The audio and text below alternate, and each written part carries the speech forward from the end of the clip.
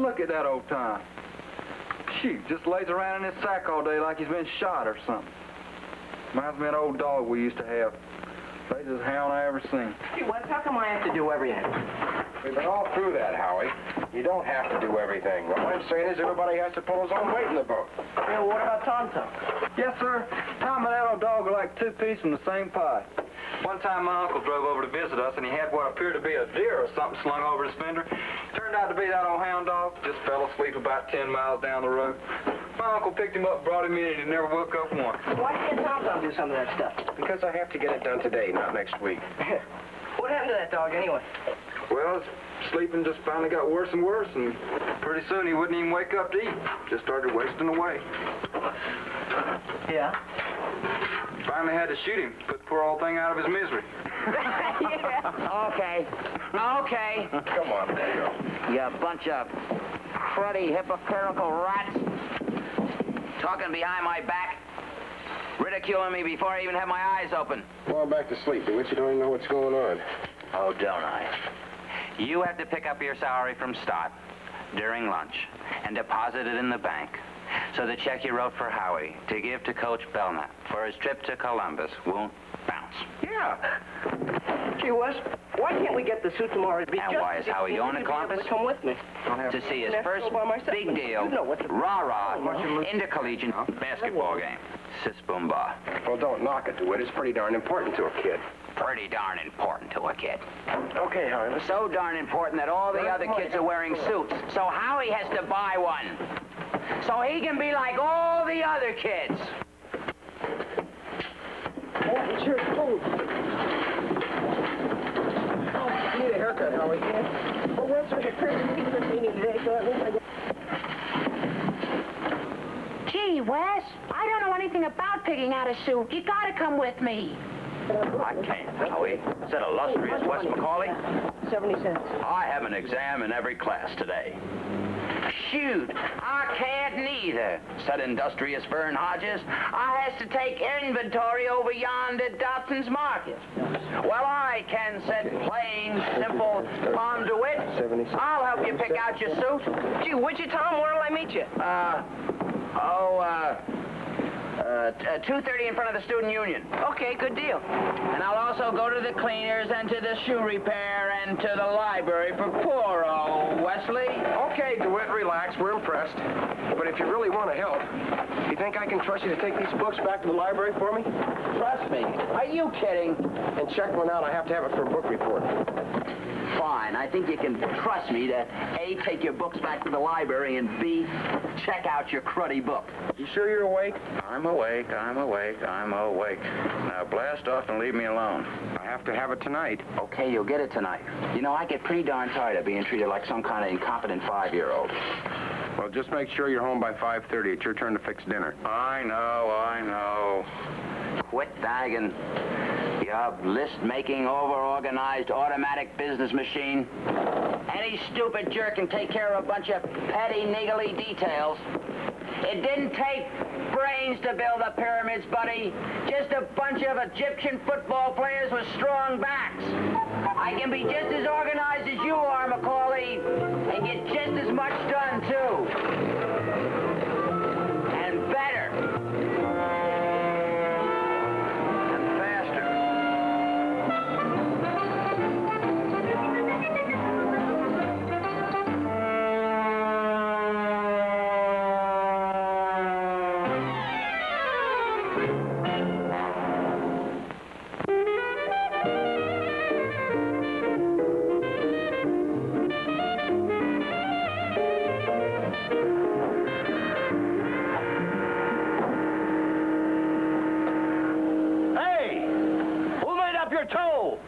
Freckle-faced girl secretary back there in Pittsburgh?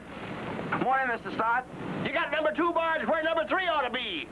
Number 5 where 7 ought to be. And what the heck do you think you're doing with 18 and 20? Just fine, thank you, Mr. Stott. Got your 8 o'clock class again? No. I dropped it last week. Uh-huh. It was only that course in pre-Columbian art. Just 2 units. Uh-huh. Well, it was just dead weight anyway. class? I'd already finished the book, and there wasn't any point in... Cut a class here and drop a class there. On again, off again, Finnegan. Pretty soon you won't have to go to class at all. Just sleep your life away. Well, look at it this way, Mr. Scott. Suppose you were pushing 18 barges of crude oil down to Louisville, and one of the barges had a hole in it, and all the oil leaked out. Wouldn't you dump that barge off at the nearest port instead of taking it with you? Never haul crude oil. Yeah. Well, hope you have a very pleasant day, Mr. Scott. Yes, sir.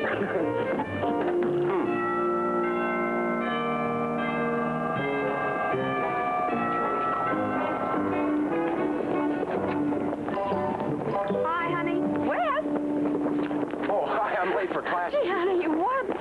You sure... Oh, I'll talk fast then. Listen, I made an extra sandwich, so I don't see why we can't eat lunch in the Jeep on the way to the bank. Okay, fine. Well, listen, Great. but while you're at the bank, I'm going to mail some packages for Mom at the post office. Yeah. Of course, we'll have to stop at my house. It'll only take a second. Okay, I hope so, because after the bank, I've got to go with the cleaners and the shoe repair and get back Honey, here. well, I don't see why you have to do everything. I don't see why Tom can't do. Look, Tom's got all he can handle for one day. He's going to help Howie pick out a suit and take some books back to the library for me. I'll see you at noon.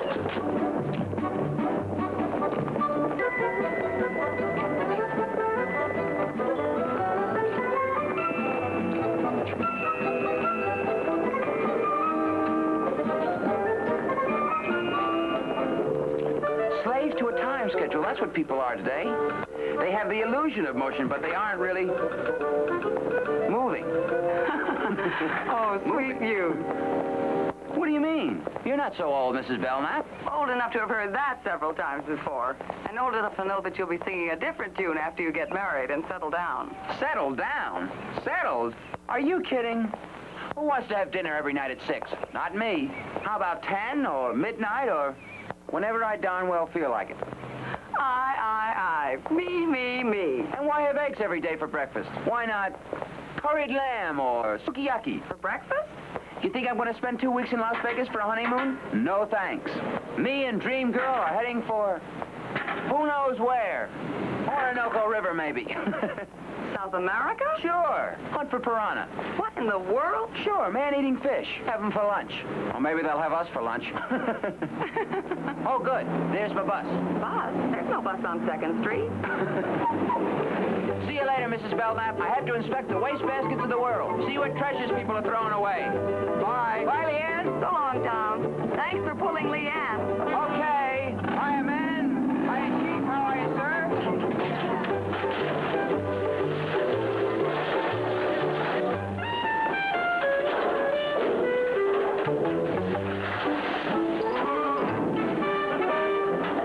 Okay.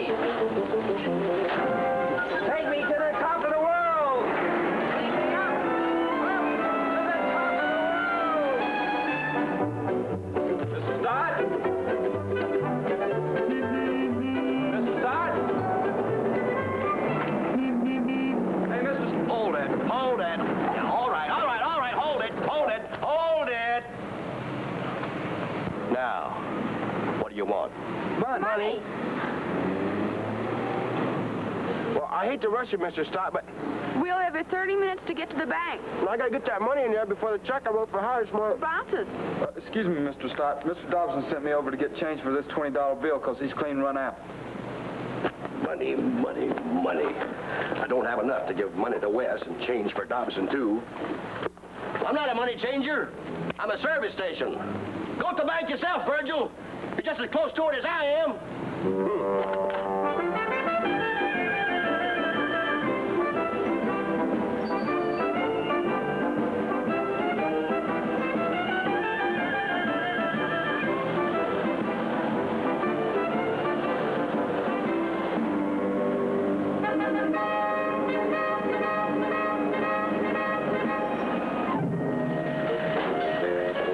Thanks for the lift.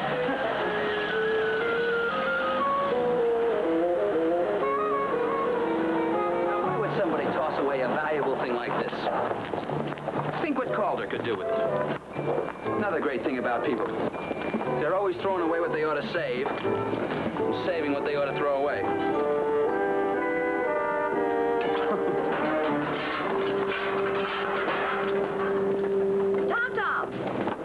your book. Oh, yeah, thanks.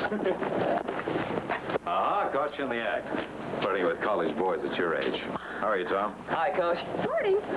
Hey, your brother finally gave me his check for Columbus. My brother? Are you kidding? He's a Macaulay. Oh, yeah? You want to deposit that when you go to the bank? Nope, but I'll sure cash it when I go to the bank. They're having a real good sale over at Schumacher's. Thanks for getting the books back to me, Mrs. Belknap. Sure, that's okay. So long. Nice to see you, Tom. There they go. Mr. and Mrs. America. Visitors on a treadmill.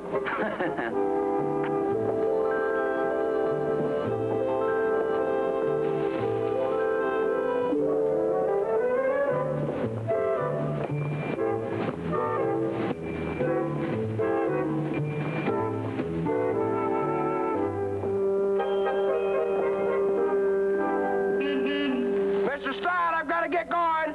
I'm coming. Keep your drawers on. Vern, what are you standing there for? Well, Go over there and tell Dobson that if he wouldn't cash the doggone mini checks, he wouldn't run out of change. Doggone money is a waste of time. Here I go all the way to the bank and take money out. Give it to you, and you go all the way to the bank and put it back in. Darn that Dobson.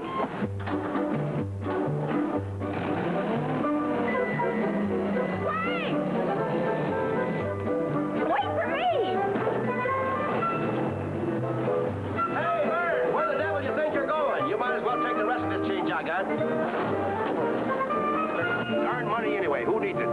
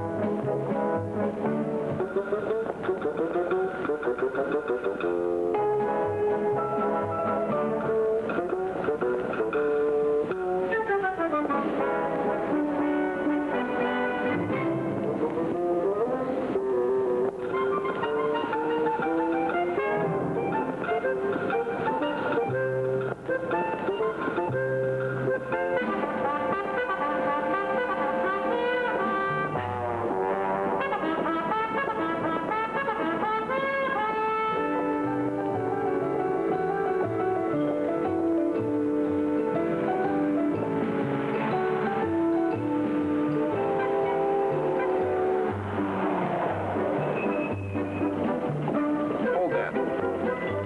Drive around the block a couple times, Sonny. I'll dump these packages. No, I can move faster.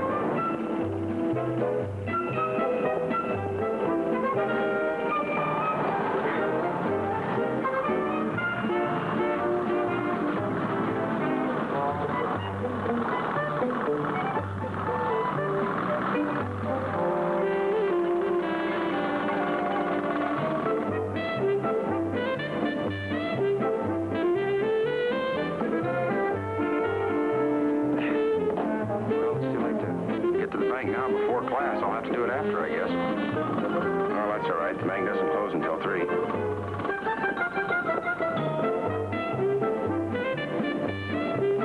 Dialogues of Plato.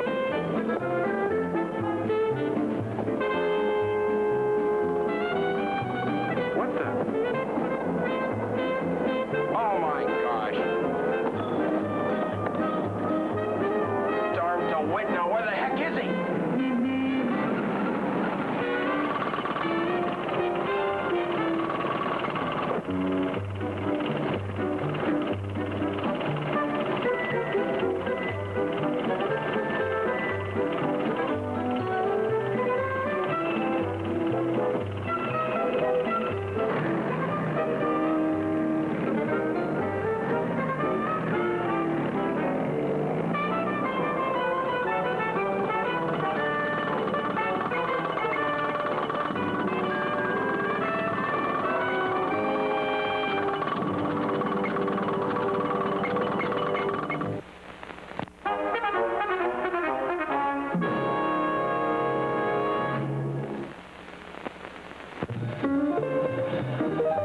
Okay, you guys back there in Delphi, quit stalling. What am I forgetting? Belknap? Waterfall. Soap? Traviata, D.H. Lawrence, Henry V, the Bible, Sue Lindstrom. What the heck's she doing in there? Oh, yes, I'm from that semester. Right. Swinburne, that's it. That book of Swinburne I'm supposed to report on today. Now, where'd I put it? The Jeep. Good for you, DeWitt. Left it there yesterday. Somewhere. Swinburne.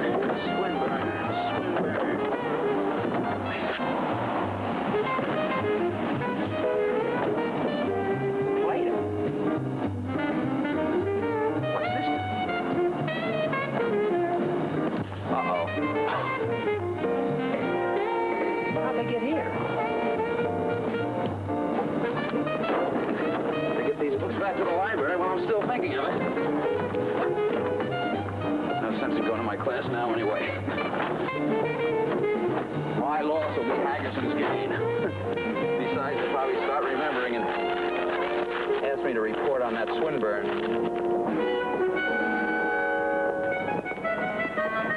I haven't read. It's high school.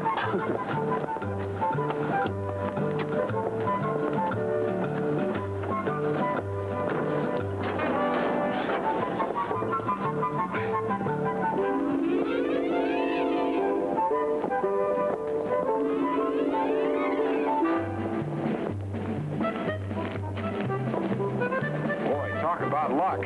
Whatever got Noel Hilgarth letting us out 5 minutes early? I don't know. He must have had another appointment. Well, we got 15 minutes to get to the bank anyway.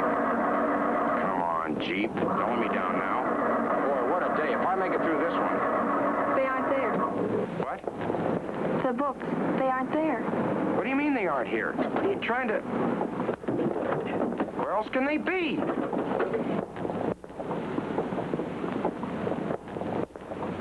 Honey.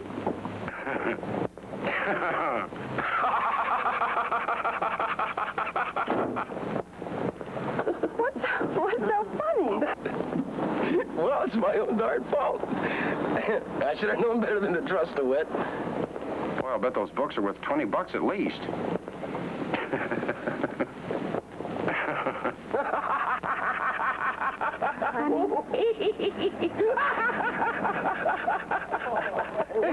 Hey, Wes, have you seen Tom anywhere? He was supposed to meet me, but I've been standing around freezing for 20 minutes. I missed my paper route.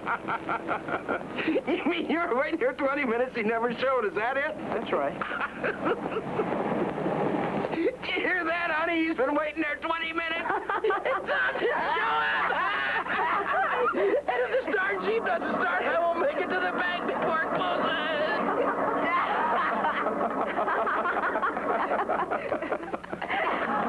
You can coach me on that check. Yeah. Right. It'll bounce when he deposits it. The end of a perfect day.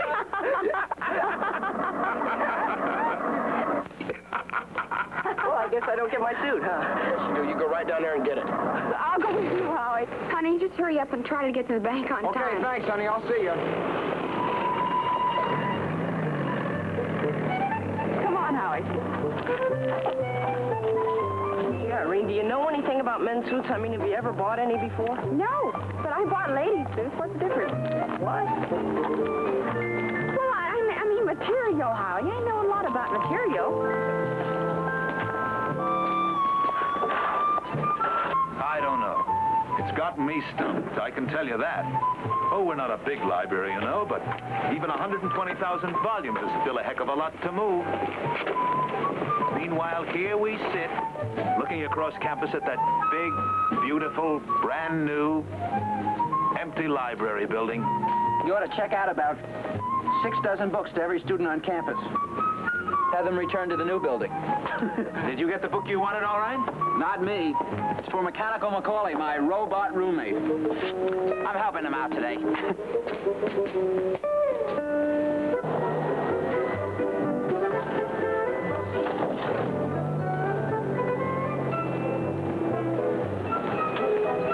Just in time, Macaulay. Ha-ha. Well, maybe the Belknaps didn't get to the bank today. Hi, Wes. How are you this afternoon? It's fine, Miss Belknap, thanks. Oh, boy.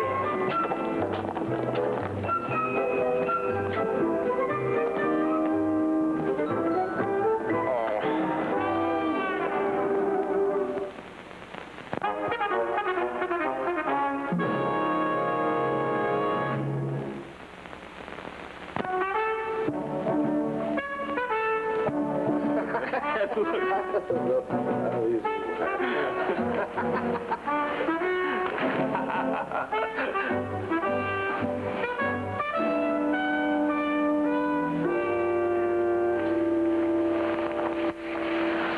wish Wes or Tom Tom were here. Howie, will you stop grumbling? You're old enough to pick out your own clothes. And besides, I'm here. Yeah. Howie, will you please give me credit for some intelligence? I didn't say you were dumb. But you've never picked out a suit before. All right, don't worry about that. I'll be perfectly all right. My old suit's been okay so far. I don't have to have a new one right now.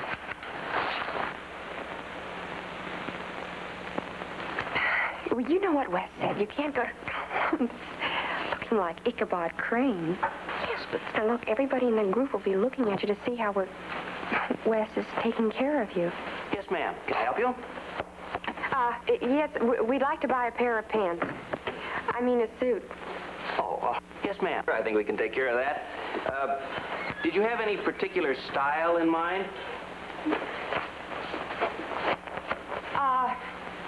Well, no, just something that will look nice and won't cost too much. How much would you like to spend? Well, how much does Wes usually spend now? I don't know.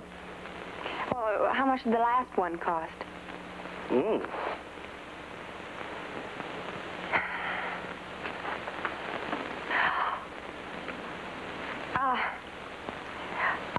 Why don't we just start with the least expensive and work up?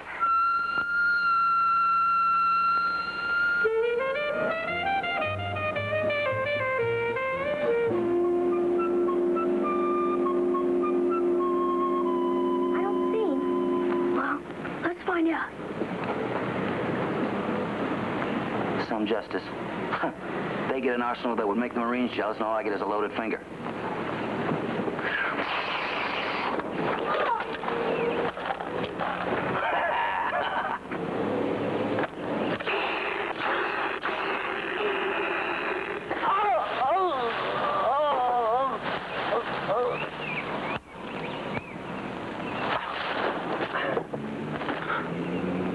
Well, if you're going to get shot, this is a good place to do it.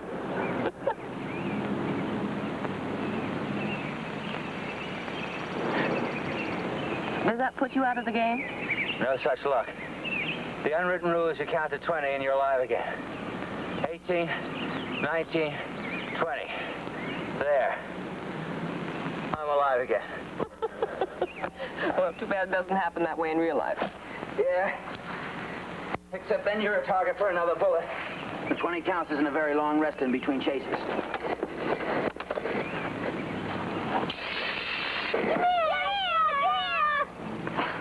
My aim is slipping.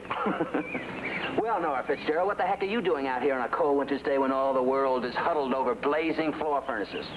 Are you writing mournful verses of poetic loneliness? Engaging in spiritual banter with True Love and Priscilla Butler? True Love?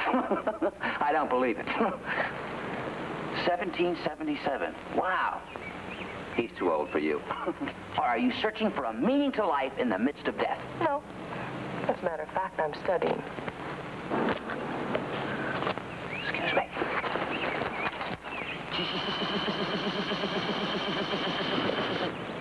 There. That ought to hold for a while. Multiplicity? What? A new science of numbers designed to solve any problem in basic arithmetic without resort to memorized tables. By Nels Jorgensen. You're kidding. No. What is it? A travesty on our by-the-numbers society? No. You mean you're serious? Yep.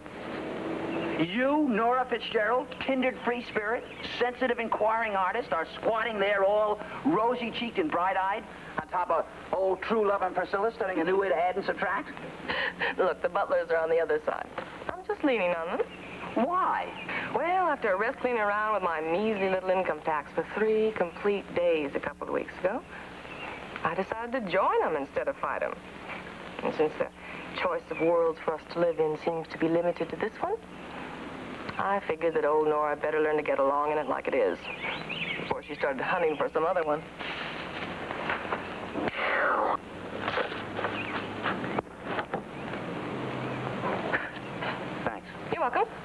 pretenses the brilliant, fashionable, progressive grammar schools I attended all neglected to give any courses in basic arithmetic, I decided to start from scratch. Which I don't have very much of. Besides, it's kind of interesting. Listen, whenever you have a number ending in 3, you take... Yeah.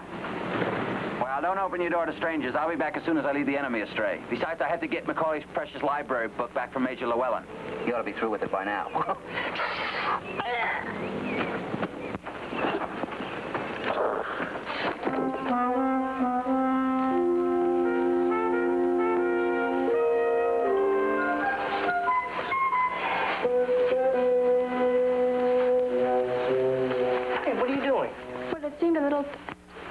It seems a little tight around the back.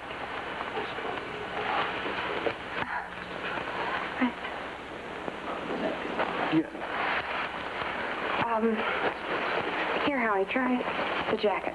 Again? Well, there's no point in doing something if we don't do it right. Will you button it? Stand still. I can't help it. You're tickling me. Quit it. Well, Howie, for goodness sake. Well, now, are we all set? I sure hope so.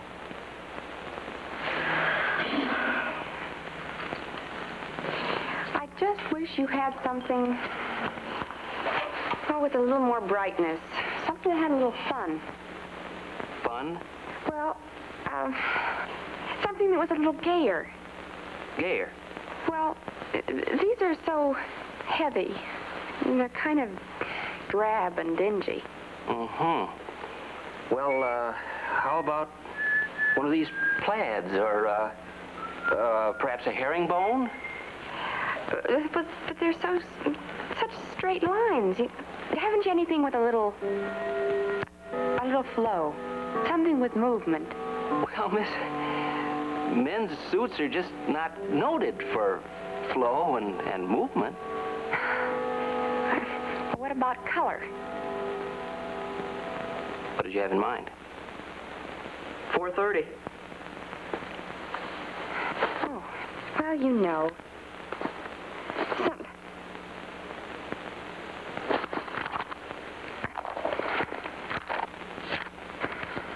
Well, here. Something like this. Well, I'm afraid men's suits don't come in chartreuse or fuchsia.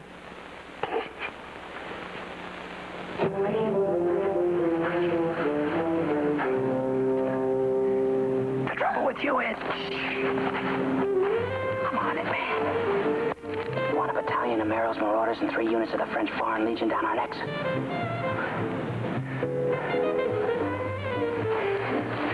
As I was saying, Miss Fitzgerald, your trouble is that you're a kook. What? How can you hope to compromise in a normal world full of normal people if you're a kook? Well, no, wait a minute. Who are you to be calling me a kook? Oh, I've changed. Yes, sir. Ma'am. As of this morning, I came leaping out into the sunlight, a new man. Today, I am a person of responsibility and accomplishment. But your life is too full of kooky things to fit in with us regular fellas. Oh, boy, you're pretty bad, you know. You're really pretty bad. Normal people don't sit on tombstones in January studying arithmetic. Right? Right. Strike one. Now, Miss Fitzgerald, do you have measurements of 39, 24, 38? Who does? Jane Mansfield. That's normal? That's what the American woman would like to call normal. Oh, pooh, Tom, you're full of beans. Figure, not normal. Now, most ladies wear shoes and socks in January. Do you wear shoes and socks in January or any other months of the cruddy year? No. Kooky. Where were you born? On a four-masted schooner during the American Cup races. Please, Miss Fitzgerald. In a balloon that might have been the moon? And flowers pick themselves. Thank you, Mr. Cummings. At the 4,000-foot level of the Willow Grove anthracite mine. Very deep, Miss Fitzgerald, but evasion won't help. Big Brother has a file on you, and we happen to know that you were born in Westchester County at the age of 0. And that you're a product of a moneyed society dedicated to alcoholic escape. Hoots. Kooky. Upbringing, kooky. Education, kooky. Parent, kooky. It's beginning to look pretty bad, Miss Fitzgerald. Now, appearance. Most local ladies wear pretty dresses, woolly skirts, and frilly petticoats. Look at you. Can't even tell you're a girl. Woman. Well, female. Look more like a barefoot boy. With cheeks. How's this? Don't move. We'll call it Priscilla Rises Again. Wow, can you imagine? She lived 24 years after her husband died. 25. Multiplicity. Yeah. How about that? True love gave us off of the revolution, and she lived it up for 25 more years. Women living alone aren't usually living it up. Right. My prescription to you is to come out of your shell, Miss Fitzgerald. Quit playing the role of Anastasia, Anopheles, what the heck's her name? Antigone. Yeah, old Creon's youngest.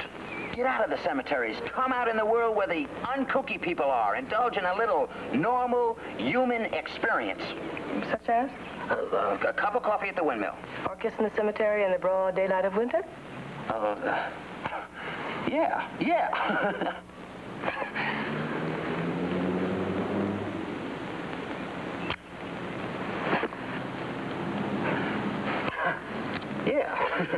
You're right. What? I'm kooky. Me too. Come on, Priscilla, I'll race you down to Putnam Street. Well, don't forget your book.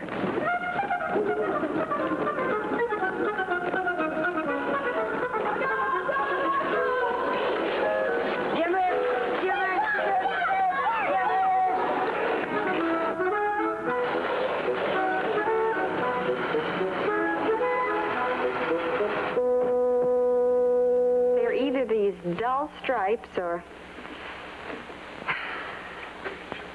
that little tiny design that looks like you spilled egg on your tie. Well, how are we getting along? We aren't. Do you have any ties with more spirit to them? Or... I beg your pardon?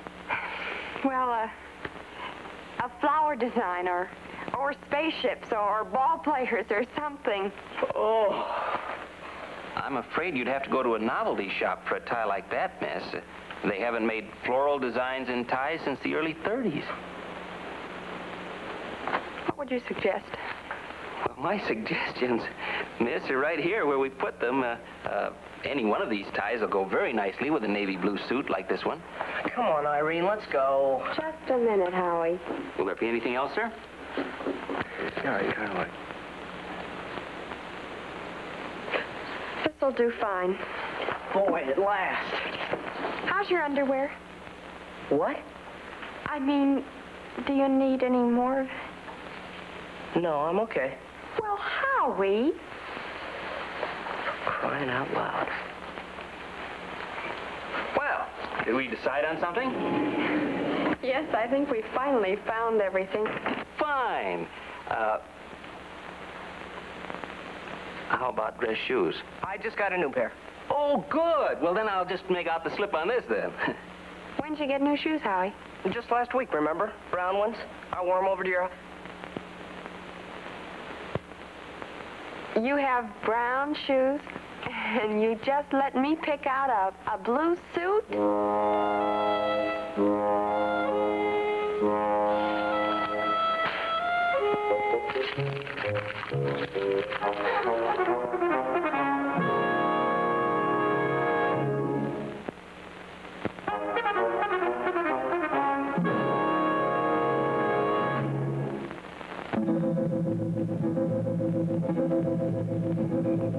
And we're supposed to watch this big center that State has Coach says he must be 9 feet tall. Mel Delaney, 6'10". Yeah, because he has these great big hands, you know, and he handles it.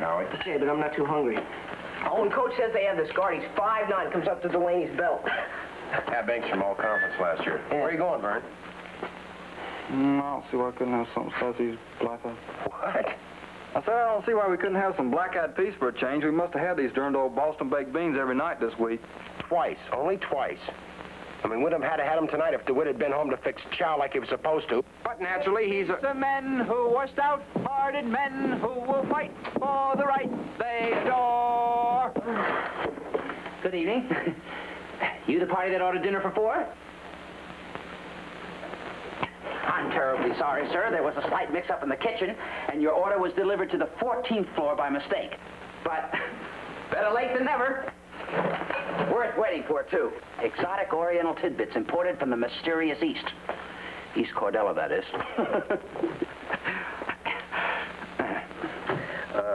Fried noodles? Sweet and sour spare ribs?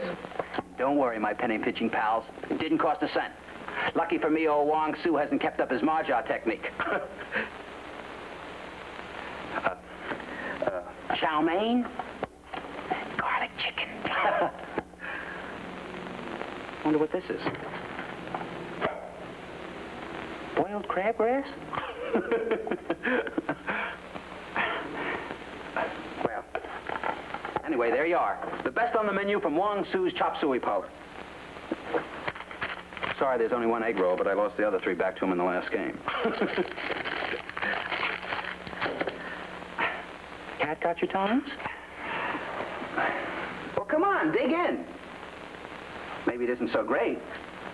But it's better than those curry refried beans you're staring at.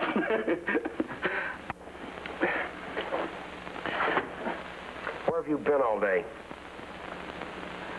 What? Didn't you promise me you'd take some books back to the library for me today? Well, I did. And what about meeting me after school to help me pick out a suit? What suit? My new suit for Columbus this weekend. Oh, that. Yeah. Well, you see, the deal was... Irene did it. Yeah, was that ever rough? That's enough, Howie. What about the books? Let's see now, Colonel Macaulay, sir. Honorable members of the General Court Martial. Do you have $20 to pay for them? Pay for? Well, what for? I found them in front of the post office, and then somebody swiped them out of the Jeep, and I'll probably flunk my History 703 without that book you were supposed to... Hold it, Colonel. Sir, I object. The defense objects. My esteemed colleague, the prosecutor, is leaping to conclusions all over the cruddy place. I swiped the books from the Jeep. After some guy swiped them from me. What were they doing on the curb by the post office? I beg your pardon? I found them sitting in the middle of town and... And you presume that dimwit DeWitt had forgotten. So you stuck them in the Jeep and drove off full of fun and frolic to your classroom, leaving me to get a stupid ulcer worrying about what happened to them. How the heck do you think I felt when they were gone from the Jeep? Well, didn't you get my note? What note? The one I left on the windshield. You can cut my favorite class to return your cruddy books. Well, I thought you didn't like Hackerson. I thought you didn't like Hackerson. Why didn't you meet Howie like you promised? I was returning your cruddy books, Macaulay. What do you expect? You want me to be in 2 places at the same time? Where's the book you were supposed to check out for me? Oh, I've got it. Don't get your little old red and blue tattoo in an uproar. I've got it right here. Somewhere. Is that it? There under the napkin. Yeah, that's it. So quit complaining, Macaulay. There's your cruddy book. Okay. Forgive me, oh great DeWitt. It's all my fault. It's my own fault that I didn't get to the bank before it closed, and the check I gave Howie this morning for his trip bounced like it was made of Indian rubber, and my credit shot, and he may not get to go to Columbus. I should have known better than to give you such a chore when you have so many important things to do with your time. Wait a minute, Mr. Responsibility. I don't see how you do it, DeWitt. I really don't. How the devil can you cause so much trouble for so many people by taking all day to return some books to the library for me and still wind up late for dinner? Now, where the heck have you been all day? Look, buddy, you're not the only person in the world that's busy, you know. Some people have places to go, people to see, important things to do, too, you know. Important personal things.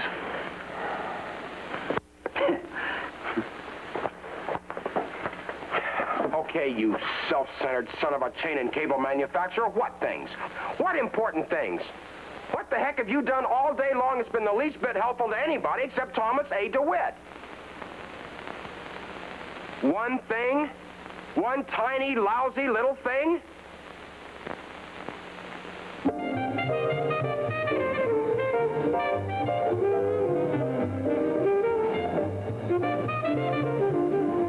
Hey, that's a wonderful idea. Join the Cordella Book Caravan and help move 135,000 books in one day without closing our library. Did you think that up? No, I just did the poster with the wrong numbers. Mr. Owens said some student suggested it, you know, as a joke. The more I thought about it, the more practical it became. Sure. Hey, you going out tonight? Not that I know of. I mean, you're all dressed up. Thank you, subtle Susie. I didn't mean to. It's all right. Oh, boy, are you right. And that just shows how bad I was getting. Now, I mean, comfort is one thing, but if you're going to be female, let's at least look like it, right? Right. Of course, that's no news to you. You couldn't look anything but feminine if you tried. Well, there are times when I wish I didn't, like this afternoon. Oh? I had absolutely one of the wildest experiences in my life. In a man's haberdashery. I beg your pardon? No. No, I mean, I was helping Howie pick out a suit. You know that awful nightmare that Professor Collins was analyzing in class? You mean that kicky little thing about being caught downtown during rush hour without any clothes on? That's exactly the way I felt. Oh, it was awful. You know, I think I learned more in 2 hours in a haberdashery about the way men think than I have in the past 5 years.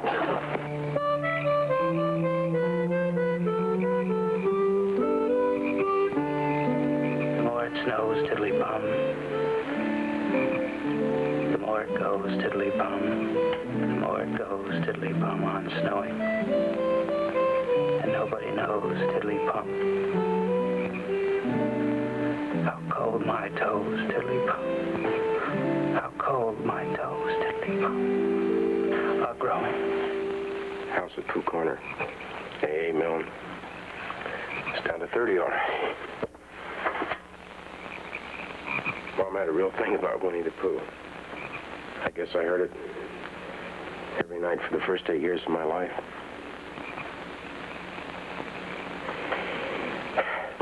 And then she started in all over again on Howie. On Tuesday when it hails and snows, the feeling on me grows and grows that hardly anybody knows that those are these and these are those. Well, one good thing about the Army,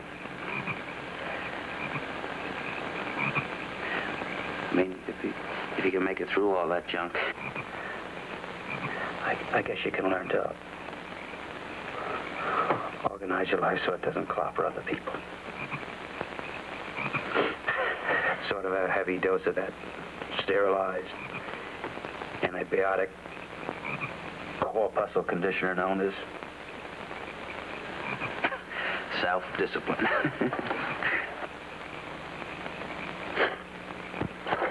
Why is this place ever a junk heap?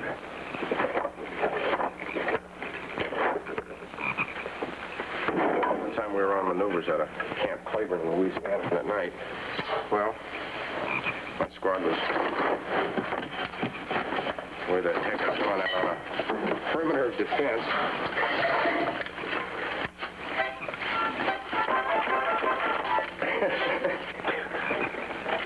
Well, the later it got, the colder we got. And somebody came up with the bright idea that start a fire in an old rotted out tree stump. The only problem was that nobody had any paper. I was the only guy who had any money on him. Anyway, we had quite a rhubarb. You know how I am about money. Yeah. 5 of us out there thrashing around that stupid swamp. I end up with a black eye. And they end up setting the match to my hard-earned dough. Boy, oh boy, that fire really felt good. Best investment I ever made. So I guess being overdrawn at the bank isn't the worst thing that can happen to a guy. Well, anyway, by the time I found the check at Schumacher's, the bank was closed. Well, I'd completely forgotten to cash it. You know how Schumacher's is about taking checks. Well, it's my own fault. I hadn't gotten so busy gabbing with Mrs. Hudspeth at the bank about Brazil and the Orinoco River. Hey, fellas, turn that TV down, will you? Have some more sukiyaki while it's still hot. Here, why don't you take it back and deposit it tomorrow? Well, everybody has his own way of doing things. Maybe my crummy schedule you're always talking about isn't right either. Or maybe I could use a little aimlessness in my life. Of course, we'd probably end up without any food on the boat and no clothes to wear. Well, maybe I better hang on to it after all and find some time to fix it.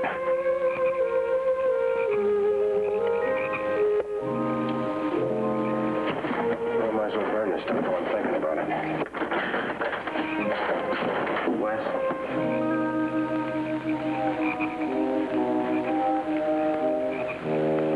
Say nighty-night to Tigger and Eeyore for me. Yeah. See you tomorrow.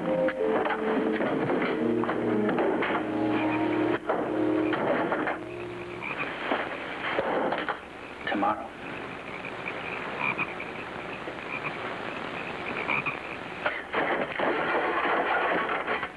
That Scarlett O'Hara had the right idea. 3 cheers for Pooh. For who? For Pooh. Why, what did he do? I thought you knew. He saved his friend from a wetting.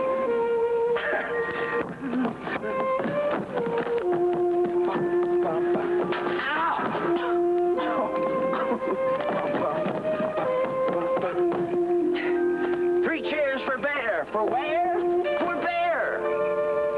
He couldn't swim, but he rescued him. He rescued who? Oh, listen, do. I'm talking of Pooh. Of who? Of Pooh. I'm sorry. I keep forgetting. Pooh is a bear of enormous brain. Just say it again. Of enormous brain. Of enormous what? Well, he ate a lot.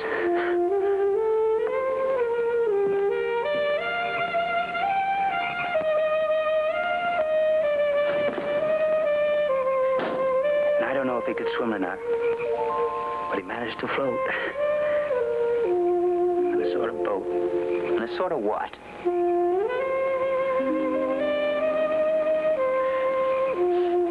Well, a sort of pot.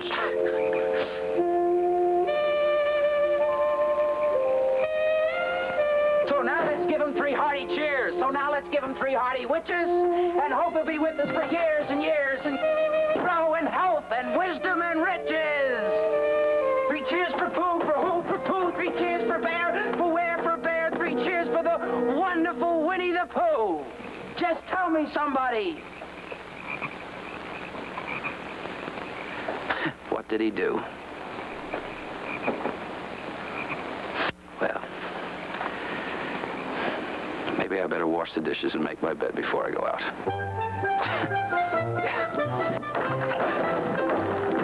Wesley! Hey, boy!